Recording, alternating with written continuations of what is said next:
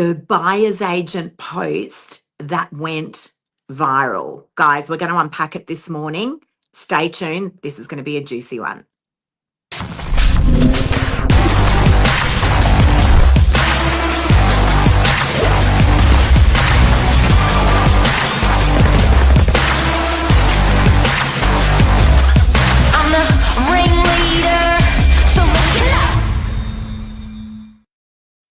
Morning, Lise.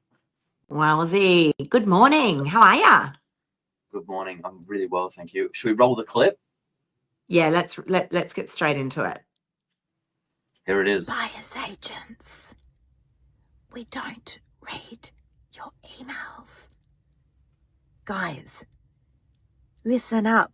Emails are long and dubious. I get over 180 emails a day. So for all the buyer's agents out there, we do not read your emails. I'm not sure if anyone's actually told you guys this, but you know, the long emails that get sent to us about buyer's briefs, agents just are so time poor, like a lot of people in the industry, like you guys. There's better ways to communicate with real estate agents. Here's a couple of quick little recommendations that I suggest. We love you guys, but you got to find better ways. And I'm always saying speed and convenience will always win. WhatsApp is a great one. Set up a WhatsApp channel with your real estate agents and keep the messages short and brief. Don't give us links that we've got to click through to go in and have a look at the buyer's brief, and little short videos with your buyer's brief that you can text out to real estate agents. Think about the ways that we communicate these days. Okay. It's all short. There we go. Yeah. That's what. Did that go onto socials? So I popped that video out onto social media and across Instagram, LinkedIn, Facebook, and TikTok, and it just went zzz and spun out of control and got shared like hundreds of times. And listen, I got lots and lots of comments, Billy, and they were really, really constructive, positive. You know, I wasn't like trolled over it, but they were really constructive comments. So let's unpack it this morning. Buyers agents, what do you reckon, Billy? Yeah, play a huge part of the industry. You know, it's like having a representative for the other side of the deal. Makes a lot of sense. I hear a lot of buyers agents talking about, you know, clients you wouldn't go to court and represent yourself. You know, why do it with a property transaction? And I guess they serve them. They do a service for a multitude of different reasons for different clients. But yeah, make a massive part of the industry. Huge, you know, because we're the agent, we represent the vendor, and then, you know, the buyers have always just sort of been left there on their own, and lots of people haven't transacted before. So it makes good sense, right? And also buyers agents can tap in to a lot of the off-market, we refer to it as pre-market properties that are out there. So, you know, if you're not following an agent's social media and you're not on their database, so, you know, they're often able to get a buyer through the door before it's actually gone out to the wider community. I agree. They play a massive part. We do deals. We do lots of deals with buyers agents, and this definitely wasn't a derogatory slam at buyers agents. What we were talking about, what I was talking about there, was the communication.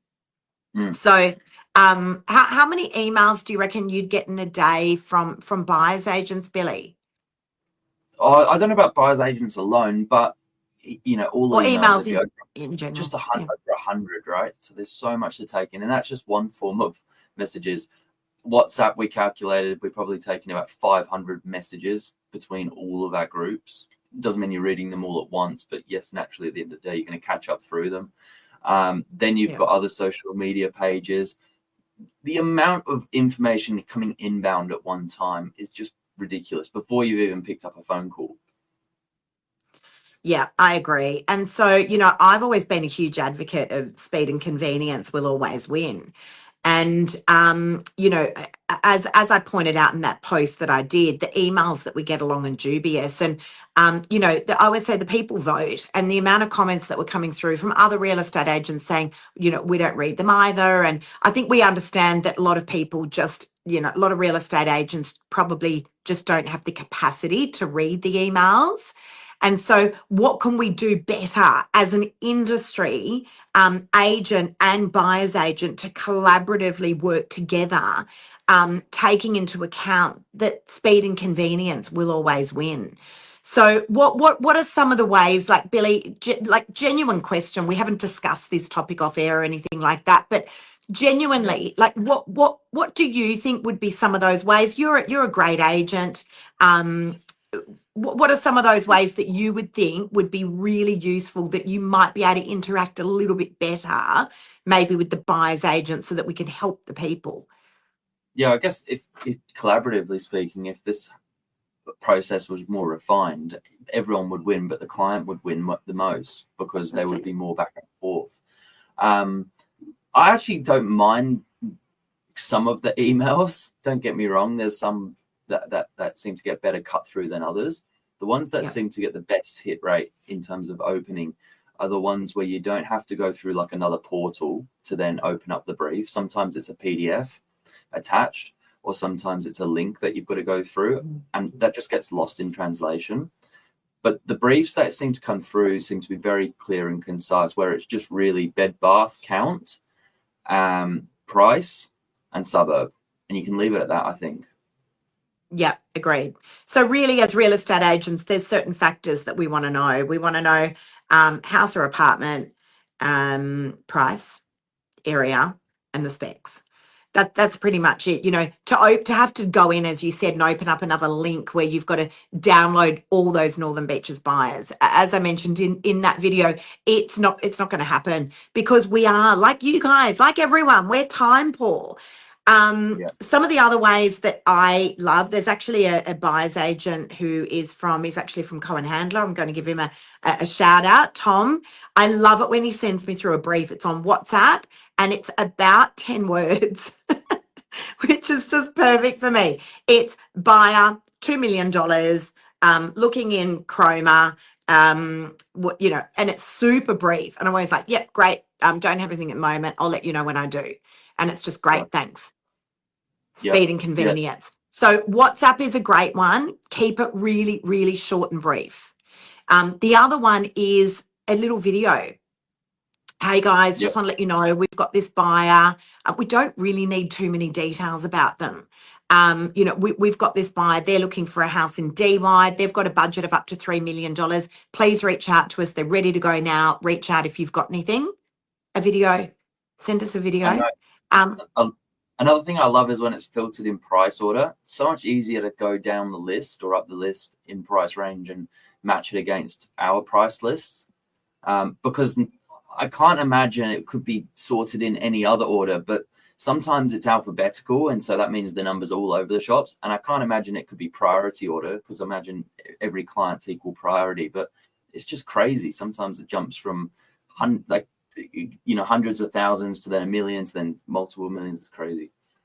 So price order, I agree. Price order 100%, because as an agent, you know your listings. You're like, okay, great. I've got something for $1 million. I've got something for 5 million. I've got something for 8 million. The other thing that I wanted to mention was, and I don't know why, and I'd love to hear from a buyer's agent out there. And again, I just want to point out, guys, this is definitely not a dig at buyer's agents. This is a better way that we can communicate together, to work together better, and therefore in turn it helps the people. But another way is putting a post out to social media. And again, I want to know from the buyer's agents why people don't do this. Like, when we've got a pre-market listing, Billy, and we jump onto our socials, we're like, we've got this great 2-bedroom apartment coming on if you want to get through first. How come buyer's agents don't do that with buyers on social media? And look, I'm sure some do, but we're not, sometimes seeing it enough. If there was just a central portal where, because there's some really big offices around as well, so they have like these big collaborative teams. It'd be the same as us. You've got 12 listing agents. You can speak to one listing agent, or you can kind of pick up the phone and call 12 people. It takes 12 times the amount of time. If it was just in one place, you get that really good cut. I think that's what clients want now. They just want cut through. They'd like the effectiveness. Absolutely. And then the telephone. So I do a lot of pre-market selling, loads. In fact, probably 98% of my properties that I list are first Mm. pre-market or off-market, as many people know. And I'm always astounded at how little I hear from buyers agents over the phone. Mm. Hey, Lisa, quick call. It's Cassie from Buyers Agents Afloat. I just want to let I just want to see what you got this week. Yep. Yep. I actually I do get quite a few of those calls, which is good. But I think if you can lead into the conversation, I've got a mate that's just started, and I was telling him, here's what I would do in reverse. I'd actually lead into the conversation with, here's the buyer I'm looking for, 1, 2, 3. Have you got anything similar? No. Okay. Anything else you got coming on? Because what the call I always get is, what have you got coming on this week? And sometimes he tells me the agent says nothing.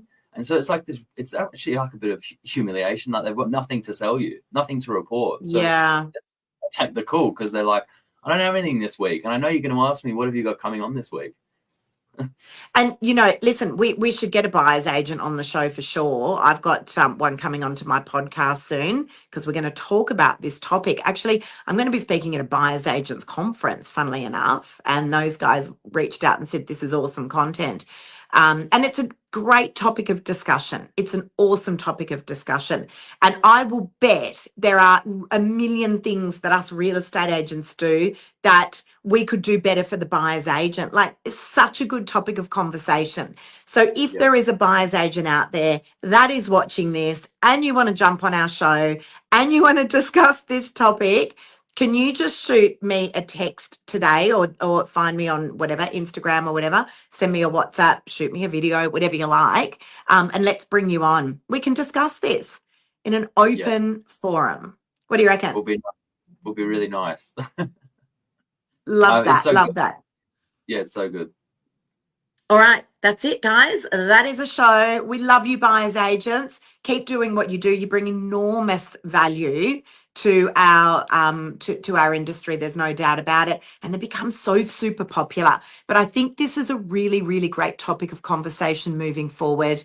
I know in the UK and the US, most buyers, I believe, are represented by a buyers agent. So, buyers agents out there, reach out so that we can get you on the show and have a chat.